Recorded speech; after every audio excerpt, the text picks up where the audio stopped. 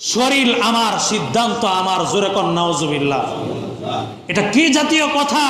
90% মুসলমানের এই দেশে শরীর আমার সিদ্ধান্ত আমার।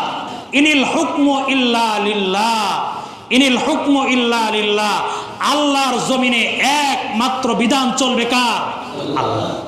এটা আমার কথা না, কোরআনের কথা। আল্লাহ বলেছেন আলা লাহুল খালকু ওয়াল আমর, সৃষ্টি আমার, বিধান চলবে আমার, আদেশ চলবে আমার। আল্লাহ বলেন সৃষ্টি আমার, বিধান চলবে আমার, আদেশ চলবে আমার, হুকুম চলবে আমার। আর এই অন্তর্বর্তীকালীন সরকারের নারী কমিশন এরা বলে শরীর আমার সিদ্ধান্ত আমার। এরা আসলে এই দেশ থেকে 90% মুসলমানের এই দেশ থেকে ইসলাম এবং মুসলমানদেরকে এই দেশ থেকে বিলুপ্ত করতে চায়। আমরা তো মনে করি দেশ খুব ভালো চলছে, চলো এদেশের রাষ্ট্র ক্ষমতায় কে আসবে কে যাবে এটা দেখার বিষয় না। কিন্তু যারাই আসবে আর যারাই যাবে 90% মুসলমানের ইসলাম এবং ইসলামী মূল্যবোধকে আঘাত করতে পারবে না। কথা বলেন ঠিক কিনা? এরা সুপারিশ করেছে যে পতিতাবৃত্তি, আমাদের এই কথাগুলো বলতেও লজ্জাবোধ করে। সমাজে যারা বেবিচারী আছে, যারা পতিতাবৃত্তি করে বেড়ায়, দেহ ব্যবসা যারা করে, এদেরকে রাষ্ট্রীয়ভাবে, এই দেহ ব্যবসাকে রাষ্ট্রীয়ভাবে তারা পেশা হিসেবে স্বীকৃতি দিতে চায়। জোরে কর নাউজুবিল্লাহ। কোথায় এই মসজিদ, এই মাদ্রাসা, এই খানকা, এই মিম্বর আর এই টুপি জুব্বা পরে কি লাভ হবে এই আইনগুলো যদি পাস হয়? আপনি কি মনে করেন একজন ব্যবসা মহিলা, একজন দেহ ব্যবসায়ী মহিলা, সে স্বীকৃতি পাবে যে এই দেহ ব্যবসা এটা তার একটা পেশা। তারপর কি হবে?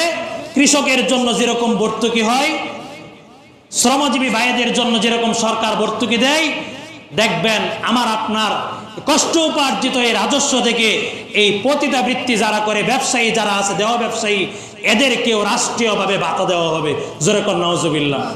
এর মানে কি? আপনি মুসলমানের রাষ্ট্রে একটা হারাম জিনিসকে আপনি প্রমোট করলেন, প্রতিষ্ঠিত করলেন। অথচ আল্লাহ রাব্বুল আলামিন কোরআনে বলেছেন দেহ ব্যবসা তো পরের কথা, পতিতাবৃত্তি হালাল হওয়া তো পরের কথা। আল্লাহ কোরআনে বলেছেন ওয়ালা তাকরাবুজ জিনা ইন্নাহু কানা ফাহিশা, তোমরা জিনার নিকটেও যাও না। আল্লাহ বলেছেন তোমরা পতিতাবৃত্তির নিকটেও যেও না, বেবিচারের ধারে কাছেও যেও না। আর এরা এই নারী সংস্কার কমিশন এই পতিতাবৃত্তিকে রাষ্ট্রীয় জাতীয় পেশা হিসাবে স্বীকৃতি দিতে চায়।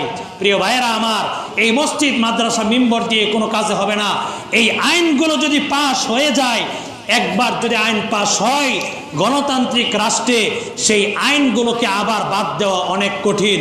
সুতরাং আইন পাশ হওয়ার আগে আমার আপনার সমাজ ব্যবস্থাকে টিকিয়ে রাখার জন্য, ইসলাম মুসলমানের মুসলমানিত্বকে টিকিয়ে রাখার জন্য এদের বিরুদ্ধে দুর্বার আন্দোলন গড়ে তুলতে হবে। কথা বলেন ঠিক কিনা? যাতে আমি আপনি, আমার আপনার মুসলমান, আমার আপনার শরীরে এক বিন্দু রক্ত থাকা অবস্থায় এই অন্তর্বর্তীকালীন সরকার যেন কোরআন সুন্নাহ বিরোধী নারী সংস্কারের একটা আইনও পাশ করতে না পারে। কথা বলেন ঠিক কিনা?